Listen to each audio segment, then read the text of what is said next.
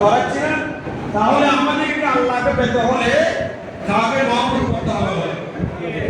আল্লাহ বলেন আমার মহব্বত লাগবে না।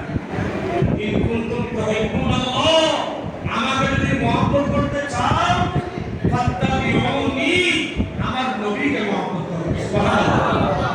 আমার নবীর অনুসরণ করো। আমার নবীর অনুসরণ করো, যখন হয়ে যাবে আমার নবীর মহব্বত যখন আপনার অন্তরে ধারণ করবে, আল্লাহ বলেন ইউহিব্বুকুমুল্লাহ, আমি আল্লাহ ওই বান্দার প্রেমিক করে যাব। সুবহানাল্লাহ। আল্লাহ প্রেমিক করে যাবে।